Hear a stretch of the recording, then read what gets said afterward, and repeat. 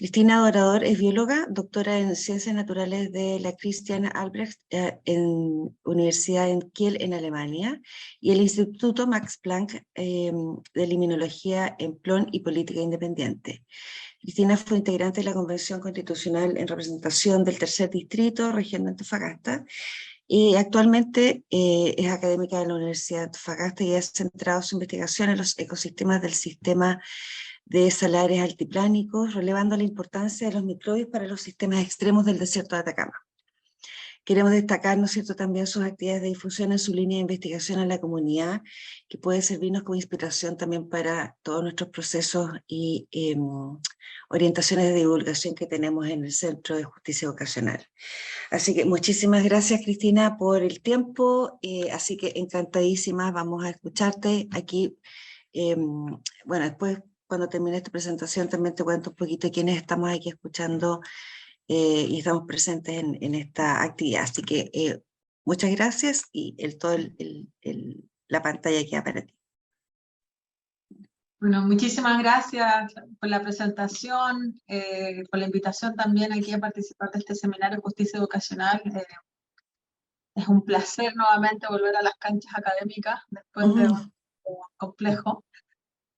Bueno, lo que yo les voy a comentar hoy es una temática que sin duda a nosotras, las mujeres investigadoras, nos atañe en primera persona, ¿no? Que es la equidad de género en la investigación, incorporándolo y discutiéndolo desde la perspectiva de la interseccionalidad y cómo esto fue abordado en la propuesta de nueva constitución. Actualmente sabemos que en las próximas semanas va a haber una elección, el plebiscito, en que si se aprueba o se rechaza el texto. Y les quería contar un poco cómo se fue construyendo también esta estructura que creemos que es muy importante, que implica temas fundamentales para la democracia, como es la paridad. Bueno, como bien sabemos, este es un centro que se dedica justamente a temas de justicia educacional y bien sabemos la línea de investigación que acá se han abarcado. Existen lo que se llaman las brechas de género en la investigación. En realidad existen brechas de género en un montón de instituciones y también de disciplinas, pero en particular en la investigación es algo bastante interesante, porque también puede ser en sí mismo un objeto de estudio o una línea de investigación, por su complejidad. Sobre cifras, yo creo que hay bastante información publicada, pero recordar, ¿cierto?, que aproximadamente en Chile el 30% de las investigadoras son mujeres. Este 30% va cambiando fuertemente según el lugar, o sea, en qué región se hagan estas métricas, y también según la disciplina. O sea, existen disciplinas del conocimiento que hay mayor cantidad de mujeres, que son principalmente las asociadas en Chile a ciencias sociales, versus otras áreas como la física, la astronomía o las ingenierías, donde hay un menor número de mujeres que participa de la investigación. También la estructura o la explicación de este fenómeno, visto desde la educación superior, es bien interesante porque efectivamente en las carreras relacionadas con la ingeniería ha habido históricamente una preponderancia de que más hombres participen de esta formación y no así las mujeres. Entonces ahora hay carreras, universidades que han notado esta situación y por supuesto han puesto medidas afirmativas para que más mujeres puedan ingresar al sistema, como son los cupos preferentes. Sin embargo, no se soluciona tanto ahí el problema, sino que cuando ya lo pensamos, ¿cierto?, en la investigación, ¿qué pasa después de obtener el título o el grado? Coincide, ¿cierto?, la edad también con la edad muchas veces reproductiva de las mujeres, y no tantas siguen la carrera de investigación. Por lo tanto, acá hay brechas que se están también complejizando a través de la vida en este caso de las mujeres que se dedican o quieren ser científicas o investigadoras, y también, como lo dije recién, de otras variables, como es el territorio, en la región donde uno pertenece, donde uno se forma, y por supuesto las condicionantes que son de otro tipo, como socioeconómicas o incluso ambientales. Y allí es donde se intersecta el camino, ¿cierto? Y se hace aún más difícil. O sea, no solamente es complejo ser mujer y hacer investigación en la academia, sino que además es mucho más difícil hacer investigación en regiones, siendo mujer, y aún más difícil hacer investigación teniendo, por ejemplo, discapacidad. O sea, también son intersecciones que van complejizando el camino. Bueno, ¿por qué este tema es tan importante? Sobre aquello también se ha escrito bastante. Existe una conciencia en general de que esta es una situación que debe cambiar, para lo cual se fomentan, como decía, medidas afirmativas para que más niñas y jóvenes ingresen o se interesen en temáticas, por ejemplo, de las áreas STEAM o STEM. Pero también hay un tema quizás más profundo que muchas veces no se aborda en la magnitud que requiere. No es solamente porque las mujeres hemos estado fuera, ¿no?, de la toma de decisiones y de la participación democrática en distintos espacios, siendo que somos, ¿cierto?, el 50% y un poquito más de la población, sino que además la construcción teórica y epistemológica de las distintas disciplinas ha estado también principalmente dada por un grupo de personas, que han sido generalmente hombres blancos de Europa o del hemisferio norte. Y eso tiene consecuencias no solamente en que las ideas distintas cueste, ¿cierto?, implementarlas y cueste también que surjan en el ecosistema de la investigación, sino que además nos limita las visiones que podríamos tener si es que tuviésemos todas las oportunidades para que los seres humanos, y acá incluidas las mujeres, por supuesto, podamos desarrollarnos en completitud. Y esto no es trivial, o sea, estamos en un contexto muy, muy complejo de una crisis ambiental y ecológica que claramente nos está marcando la pauta para el diseño de políticas públicas a nivel de los gobiernos, para el diseño de las carreras en las universidades, para toda nuestra vida, nuestra habitabilidad en el planeta es la que está en riesgo. Y por lo tanto, con mayor razón necesitamos desarrollar todas las instancias de creación que sean posibles para justamente poder lidiar con estos conflictos y estos problemas tan complejos.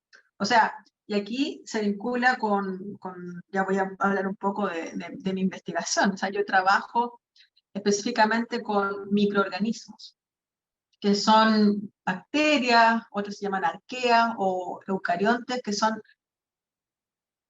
animalitos, no son ni siquiera animalitos, pero antes se le llamaban animáculos, son seres vivos muy pequeños, tan pequeños que no los podemos ver directamente a la vista, necesitamos instrumentos. El instrumento más clásico para mirar microorganismos es el microscopio, que probablemente todos alguna vez hemos tenido alguna experiencia. También lo que se hace se cultiva, ¿no? Cuando uno, por ejemplo, tiene una infección, el médico hace un cultivo y le dice si usted tiene tal cantidad de bacterias y necesita tomar este antibiótico para poder mejorarse. Y actualmente nosotros las tecnologías que usamos para estudiar microorganismos son genéticas.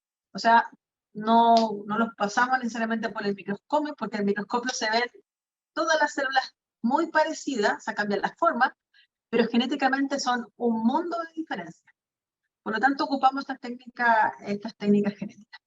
Y lo que se ha descubierto, sobre todo hace, yo diría, ya 15 años atrás, con la irrupción de una tecnología muy moderna que ha permitido la secuenciación masiva de ADN, y esto, una gran cantidad de información. Hablamos siempre de datos, ¿no?, de metadatos, y también en la biología hay muchos datos, como en la astronomía. Y lo que nos ha permitido esa cantidad de información, cuando la analizamos, es que en realidad el mundo es un mundo, nuestro planeta Tierra es microbiano. O sea, los organismos más diversos y más abundantes del planeta son microorganismos.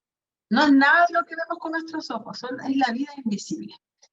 Y además, la diversidad aquí es súper interesante porque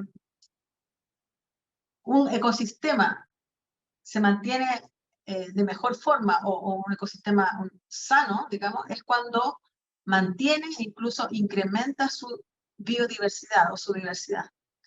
Cuando ocurren cambios a nivel ambiental o de otro tipo, donde disminuye la diversidad, es donde se presentan los problemas.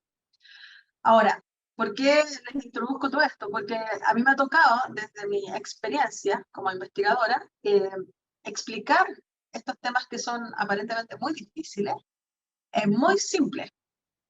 Sobre todo donde nosotros estudiamos estas bacterias, porque las estudiamos en el desierto, donde ya casi por definición, cuando uno menciona la palabra desierto, se viene a la mente algo inhóspito, donde no hay nada, ¿cierto?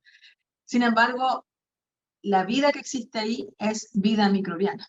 O sea, existen, yo me atrevería a decir, poquísimos, casi tendiendo a cero, ambientes en el planeta donde no haya algún trazo de vida. O sea, el planeta completo está lleno de vida, y donde creemos que no hay, en realidad, más probable que exista vida microbiana.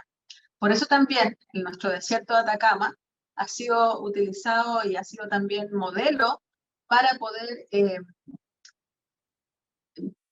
tener una idea de cómo podrían ser los ambientes en otros planetas, como Marte, y que probablemente la vida que encontramos en el desierto de Atacama sea muy similar o análoga a la posible vida que se encuentra en Marte. Y si se encuentra vida en Marte, probablemente va a ser microbiana, porque Marte, ¿cierto?, en el pasado era un planeta con algunas características similares a la Tierra. Todas estas ideas que les estoy contando, al finalmente contribuyen a que uno también vaya cambiando o complejizando su propia visión del mundo. Y es ahí donde también quiero compartir un poco mi experiencia de cómo pasar desde esta investigación microbiológica basada en biología molecular, ¿no?, a la antropología, que ha sido un paso que he estado transicionando en los últimos años, con una colaboración muy importante con el doctor Cristóbal Bonelli, que actualmente está en la Universidad de Ámsterdam, donde esto proviene de imaginar mundos distintos desde la microbiología.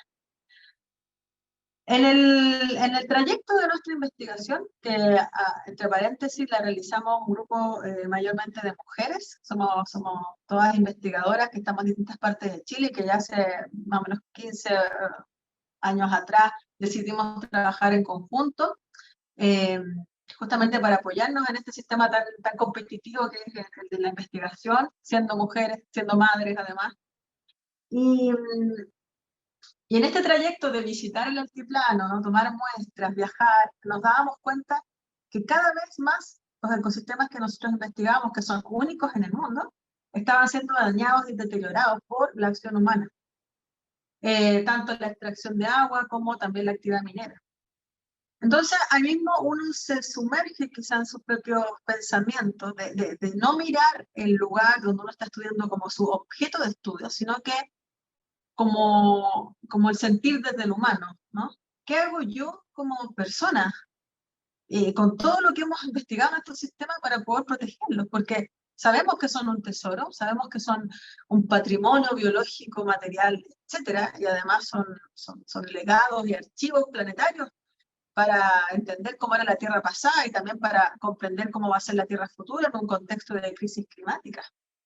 Y ahí es donde uno se encuentra con otro mundo, con el mundo de la política, con el mundo de la toma de decisiones, con el mundo de la economía. Y son terrenos muy difíciles, muy pedregosos, por lo menos para mí lo fue, el comprender estas otras lógicas. Entonces con Cristóbal lo que hicimos fue una reflexión de cómo estos daños ambientales en los salares, que es donde nosotros trabajamos, se configuran los llamados microdesastres. O sea, son desastres porque se pierde biodiversidad a niveles pero impresionantes, pero pasa a nivel microbiano. O sea, ¿a quién le importa que se pierda una especie de microorganismo? Pareciera ser que a nadie, ¿no? Pero cuando uno lo va incorporando en el contexto ecosistémico, de que ese microorganismo era clave para poder mantener una estructura trófica que, por ejemplo, deriva de la alimentación de los flamencos. Entonces, esta reflexión, tanto en primera persona, para mí fue muy novedosa, porque nosotros hoy estudié en la Facultad de Ciencias de la Universidad de Chile, con solamente científicos, y casi que uno tiene que sacarse la cabeza que uno se involucre en la investigación. Eso es prohibido completamente, ¿no? De hecho, jamás yo me imaginé que uno podría escribir un texto de investigación en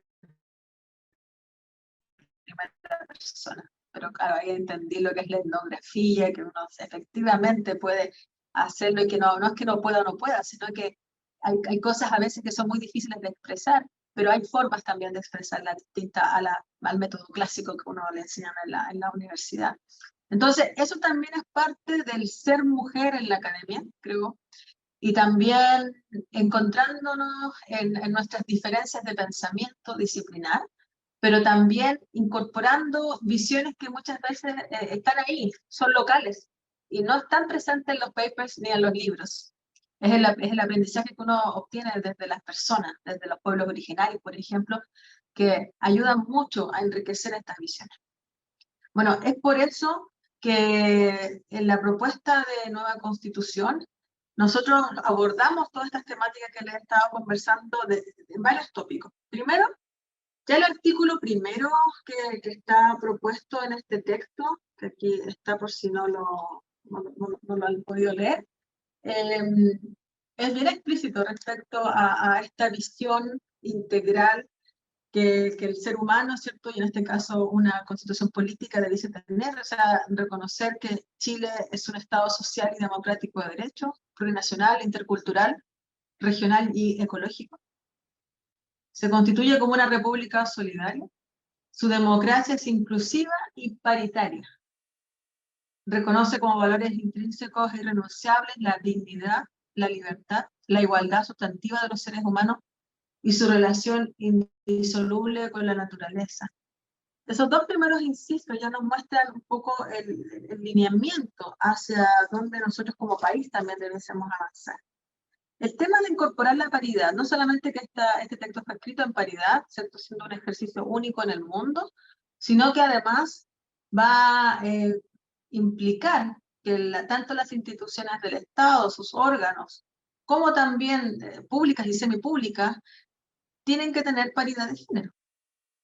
Por lo tanto, acá hay un cambio cultural también grande y también de medidas. ¿Cómo hacer que las mujeres participen y en paridad? Y para eso es necesario abrir puertas, necesario generar instancias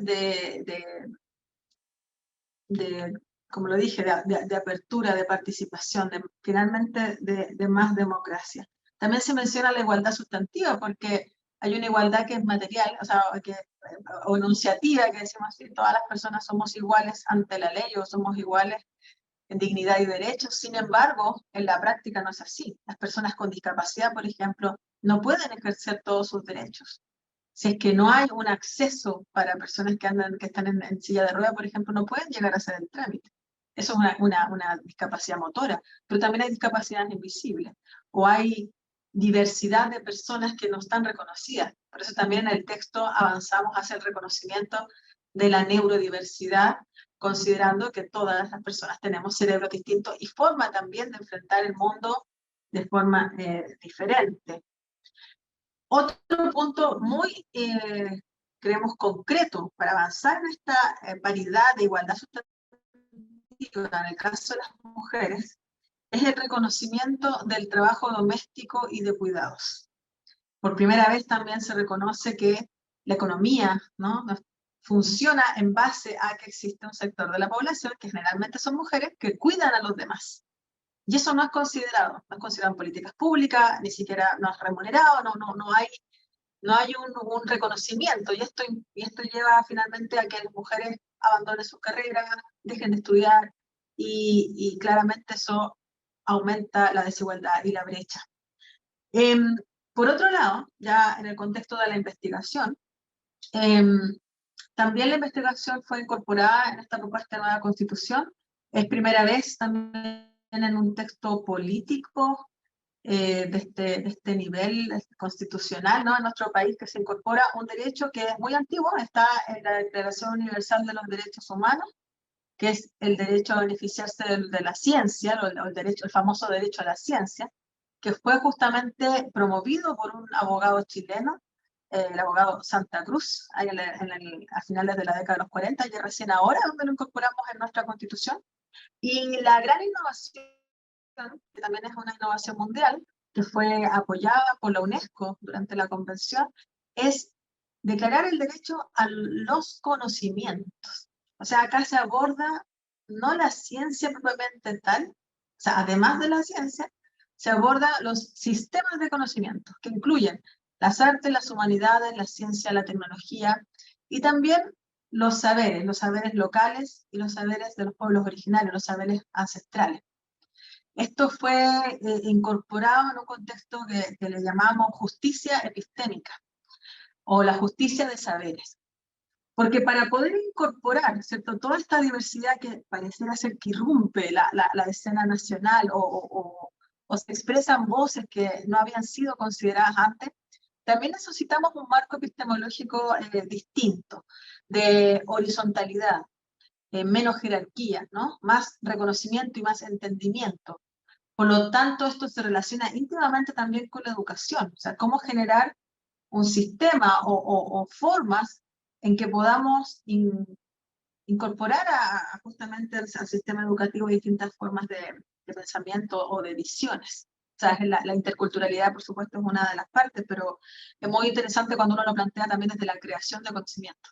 En ese sentido, por supuesto, dentro del catálogo de los derechos a la ciencia que están en el texto, se incluye la libertad de investigación, la libertad de cátedra, y la libertad de investigación tiene un ejemplo muy importante. A nosotros nos costó mucho que la convención se aprobara la libertad de investigación porque no se entendía para las personas que no se dedican a esta temática, no era muy intuitivo.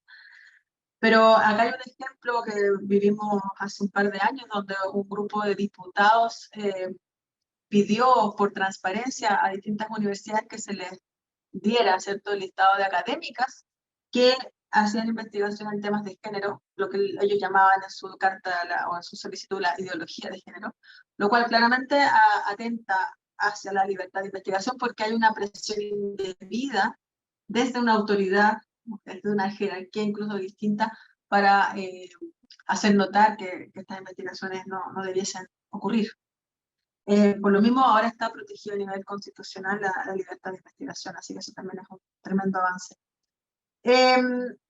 Respecto a los deberes del Estado en estas temáticas de conocimiento, también se avanza al acceso equitativo. Acá también se involucra la equidad, porque también sabemos que no hay a veces canales de información o de divulgación, como lo mencionaban al comienzo, tan claros. Las personas no conocen muchas veces de qué se trata la investigación o tanto o cómo funcionan las cosas en la vida diaria, ¿no? Hay un montón de ejemplos y está garantizado ahora en la Constitución el acceso equitativo y abierto. Y eso también creemos que va a derivar en regulaciones, normas que van a permitir que esto sea ya no quizás dependiendo de la voluntad de algunas personas, ¿no? O fondos concursables, sino que realmente sean políticas de Estado. Bueno, finalmente, para el ámbito de la educación, hay también un artículo bastante extenso sobre el derecho a la educación, que yo quiero destacar los principios que irradian a este artículo, incluyendo que la educación tiene que ser de carácter no sexista y contextualizada tanto con pertinencia territorial, pertinencia también cultural y lingüística. O sea, están los distintos artículos intersectados y relacionados en base a la fuerza de la diversidad que se expresó en este proceso constituyente y que venía desde mucho antes. O sea, desde el 2018, ¿cierto?, que irrumpe en la escena aparentemente el feminismo, ¿cierto? Digo aparentemente porque hay mucha gente trabajando en estos temas desde décadas, años. Pero sí se hace público y se hace una cierta catarsis colectiva al respecto, que era inevitable que esto confluyera en las discusiones constituyentes. Así que por eso mismo en temas de género se avanza enormemente y irradia a todo el resto de los elementos de la propuesta de nueva constitución. Bueno, eso les quería contar hoy día, así que estoy acá pendiente de las preguntas. Muchas gracias.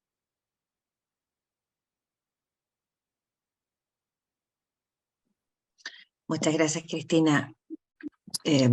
Interesantísimo todos los temas, muchísimos temas, o sea, podríamos hacer ahí un mapa importantísimo ¿no es cierto?, de temáticas, problemáticas, orientaciones que tenemos que abordar, tanto desde los centros de investigación, como también tú indicabas, ¿no es cierto?, en el trabajo que ustedes están haciendo en la convención.